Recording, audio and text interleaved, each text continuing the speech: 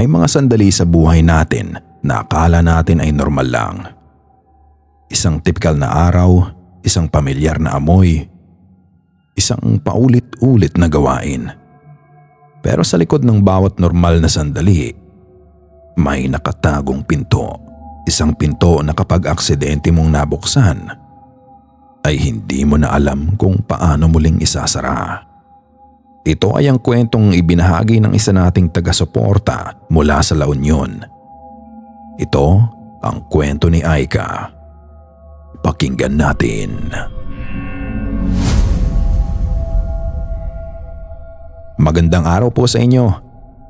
Avid fan po ako ng isa niyong page na Goosebumps Top 5 at nang marinig ko na meron nga kayong bagong channel na para naman sa mga istorya ay hindi na ako nagdalawang isip at agad akong nag-message sa inyo. Umaasa po akong isa itong istorya ko sa mababasa ninyo. Ako po pala si Aika, taga La Union. Isa po akong single mom na working professional at kasalukuyang work from home. Mas gusto ko ang ganitong setup para naman maalagaan ko pa din ang anak ko. Bilang isang single mom na nagtatrabaho mula sa bahay, ang buhay ko ay umiikot na sa dalawang bagay.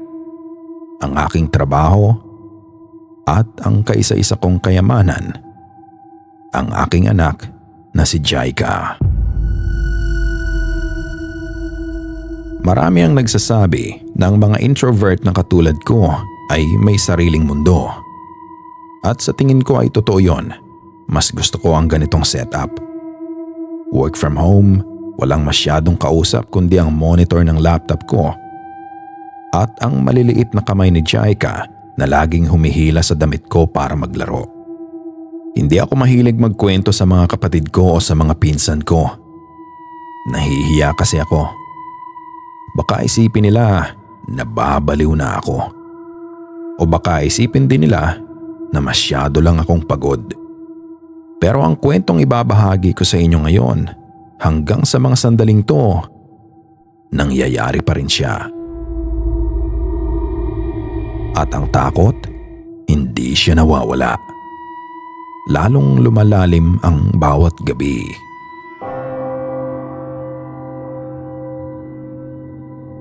Isang araw ng linggo, day off ko noon at nasa bahay lang kasama ang anak ko. Tinatamad akong lumabas na mga panahong yun dahil sa init ng araw at may mga iilan pa naman kaming stocks ng anak ko. Kaya napagdesisyonan ko na sa ibang araw na lang kami lumabas para mag-grocery. Mga bandang 11:00 ng umaga ng araw na yon. Abala ako sa paghahanda ng lulutuin kong pananghalian namin ng anak ko. At habang naghahanda nga ako ng pananghalian, ay humuhuni ako ng isang pamilyar na kanta. Isang kanta na lagi naming pinapakinggan ni Jaika. Ang bawat hiwa ko sa rekado ay sumasabay sa kumpas ng aking huni. Hanggang sa narinig ko ang pinto ng kusina na bumukas. Si Jaika. "Mommy, I love that song!" Wika niya habang papalapit sa akin. Nung makalapit nga siya ay ngumiti naman ako at saglit na pinisil ang tuktok ng ilong niya. At pinagpatuloy ko na din ang pagluluto. Makalipas pa ang mga ilang sandali ay natapos na nga akong magluto. At doon nga ay agad na kaming kumain. Habang kumakain kami, nag-request bigla ang anak ko na manood kami mamaya pagkatapos naming kumain. "Mommy, pwede ba tayo mag-watch later? Look, I'm about to finish my veggies and rice na." Ang cute na konyong tanong ng anak kong si Jaika. "Of course, then after we watch, you'll take a nap, okay?" Sagot ko naman. Ilang sandali pa nga ay natapos na kaming kumain. At kagaya ng napagkasunduan namin ay pumunta na agad kami sa sala para doon ay manood ng paborito niyang cartoons. Nakaupo na nga kami sa sofa ng anak ko na magkatabi. Ipinatong ni Jaika ang ulo niya sa balikat ko habang hinahaplos ko ang mahaba at malalambot niyang buhok. Ang dahan-dahang pag-akyat at baba ng kamay ko sa buhok niya ay tila naging uyayi para sa akin. Dahil na rin sa puyat sa trabaho noong nagdaang linggo ay hindi ko na malayang bumibigat na ang mga mata ko. At unti-unti, ang mga boses ng cartoons ay naging maugong na bulong na lang. At doon na nagsimula ang lahat. Alam kong gising ang diwa ko ng mga sandaling yon dahil alam ko pa ang nangyayari sa aking paligid. Yung tipong wala pa ako sa estado ng pagka-deep sleep kumbaga, dahil nga naririnig ko pa ang nakabukas na TV at rinig na rinig ko pa din ang paghaham ng anak ko sa tabi ko. At ramdam ko pa rin ang sofa sa likuran ko. Pero may kakaiba. Para akong nakalubog sa tubig. Dahil ang pakiramdam ko ay malabo ang lahat ng naririnig ko. Yung parang ugong lang ang lahat. At nung mga sandaling yon rin ay nagsimula ng manikip ang dibdib ko.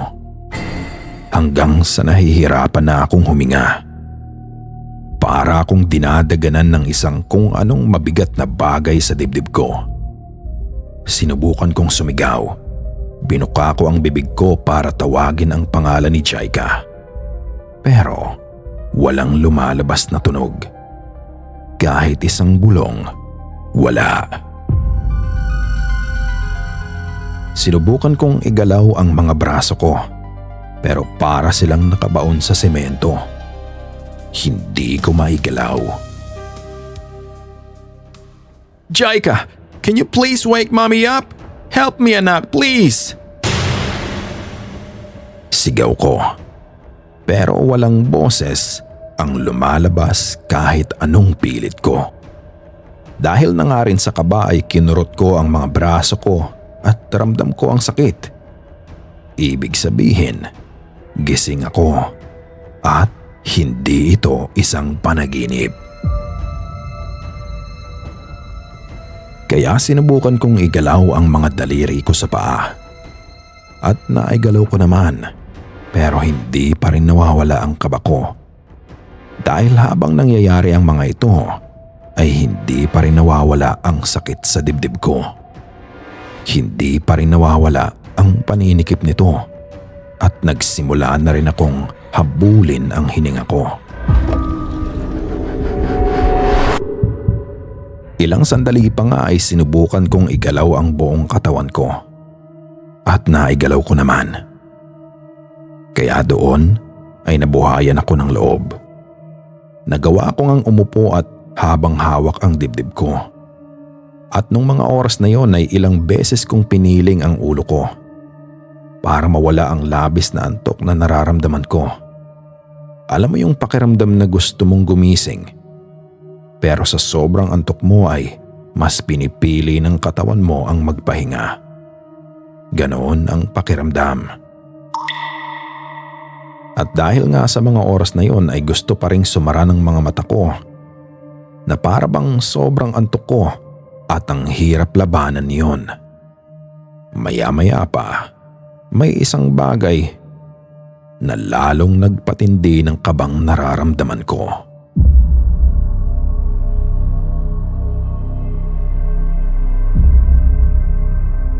At may halo na rin itong pagkagulat at pagkalito. Natigilan ako sa paggalaw ng aking ulo nang makita ko ang sarili kong katawan sa sofa.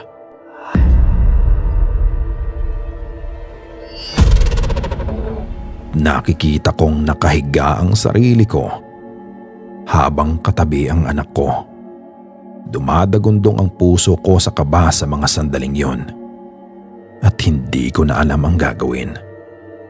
Kaya napatayo ko ng ilang beses at nagpaikot-ikot sa sala namin at sinubukang intindihin ang mga nangyayari.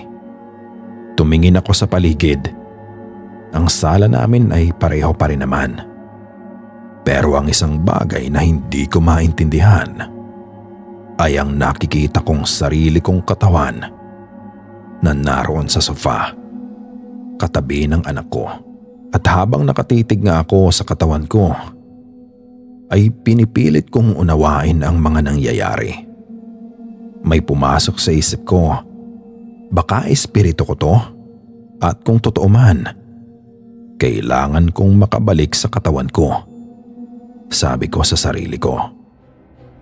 At yun nga ang sinubukan kong gawin agad-agad. Bagamat hindi ako sigurado kung paano gagawin, ay naupo na lang ako at humiga ulit ako sa pwesto ko kung nasaan ang katawan ko. Pero kahit anong gawin ko, ay wala pa rin. Ayaw bumalik sa dati ang katawan ko. Kaya huminga ako ng malalim at sinubukan ulit habang may pangamba na baka hindi na ako makabalik. Paano ang anak ko? Sino ang gagabay sa kanya? Ito at kung ano-ano pang mga bagay ang tumatakbo sa isip ko ng mga sandaling yon. Hanggang sa tumawag ako sa Panginoon. Lord, please save me. Lord, please guide me. Lord, I trust you. Paulit-ulit ang mga katagang iyon na sinasabi ko sa isipan ko. Dala ang pag-asa na maaayos na ito. At ilang sandali pa nga, ay bigla akong naramdaman ang pagyugyog. Isang malakas na pagyugyog sa balikat ko. Mommy, are you okay? Looks like nagdi-dream ka, Mommy. A really bad dream. Nang maimulat ko nga ang mga mata ko, unang nakita ko ay ang nag-aalalang mukha ni Jaika. At noong mga sandaling yun rin, ay unti-unti na akong nagising. Nagsimula ako ng maramdaman ang katawan ko. Ramdam ko na rin ang tela ng sofa sa likod ko. Nakabalik na ako sa katawan ko. Matapos nga noon ay agad kong niyakap ang anak ko ng napakahigpit. At habang yakap-yakap ko siya, umiiyak na ako at nagpapasalamat sa Diyos. Jaika was confused, but she hugged me back. Hindi niya alam na ilang minuto lang ang nakalipas. Ang nanay na yumayakap sa kanya ngayon ay nasa pagitan na pala ng buhay at kamatayan. Mula nga noong araw na nangyari iyon ay hindi na ako muling natulog pa kapag araw. Dahil nga natatakot ako sa katahimikan ng hapon. Pero kahit anong iwas ko, minsan sa gitna ng gabi, nararamdaman ko muli ang paninikip na iyon. Nararamdaman ko muli ang hila ng antok. May mga gabi na natatagpuan ko ang sarili ko na nakatayo sa dulo ng kama ko. Tinitignan ang sarili ko habang natutulog na parabang isa akong anino sa dilim. Hindi ko pa rin alam kung bakit ito nangyayari sa akin. Hindi ko alam kung ito ba ay isang sumpa o isang kakaibang kakayahan na hindi ko naman hiniling. Wala akong mapagsabihan. Iniisip ko, sino ba naman ang maniniwala sa isang single mom na work from home na nagsasabing lumalabas ang kaluluwa niya tuwing natutulog siya? Kaya dito ko na lang nailabas ang kwentong ito, idol. Dahil alam ko, sa mundong ito, marami pang katulad ko. Mga taong may dalang kwento na hindi kayang ipaliwanag ng siyensya. Mga taong gising ang diwa habang ang katawan ay tulog na.